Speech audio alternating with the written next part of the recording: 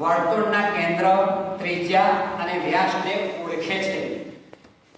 એટલે શરૂઆતની અંદર બાળકોને આપણે વર્તુળ એ કેવું હોય એના માટે આપણે નાની રમતો હોય, બાળ ગીતો હોય, પછી અભિનય હોય, સંવાદ હોય, આવી રીતે બાળકોને થોડું આગળનો જે પૂર્વ ભૂમિકા બોધવાની હોય તે આપણે બાંધીએ તો બાળકોને ખ્યાલ આવે કે વર્તુળ એ કેવું હોય.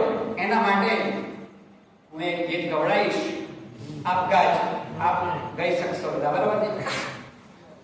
મમ્મી જી કા ટીકા ગોળ, મમ્મી જી કા ટીકા ગોળ, મમ્મી જી કા ટીકા ગોળ, મમ્મી જી કા ટીકા ગોળ, मम्मी जी की रोटी गोल, मम्मी जी की रोटी गोल, सारी दुनिया गोलम गोल, सारी दुनिया गोलम गोल, सारी दुनिया गोलम गोल, सारी दुनिया गोलम गोल, मम्मी जी की नथनी गोल, मम्मी जी की नथनी गोल, मम्मी जी की चूड़ी गोल, मम्मी जी की चूड़ी गोल, सारी दुनिया गोलम गोल, सारी दुनिया गोलम गोल, दादाजी का चश्मा गोल, दादाजी का चश्मा गोल, मम्मी जी का लाडू गोल,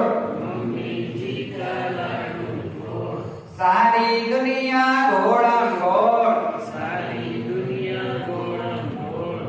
આવી રીતે આપણે બાળકોને ગીત ગવડાવીએ ત્યાર પછી બાળકોને ખ્યાલ આવશે કે આ ગોળ ગોળ આપણે જે સાહેબ કે છે એ ખરેખર ગોળ વસ્તુની વાત કરે છે. એટલે બાળકોને અનુભવ કરાવવાનો. આપણે જે ક્રિકેટ રમતા હોય દડો લેવાનો, સ્કૂલની અંદર ફૂટબોલ હોય તો ફૂટબોલ લેવાનો અને બાળકોને બતાવવાનો.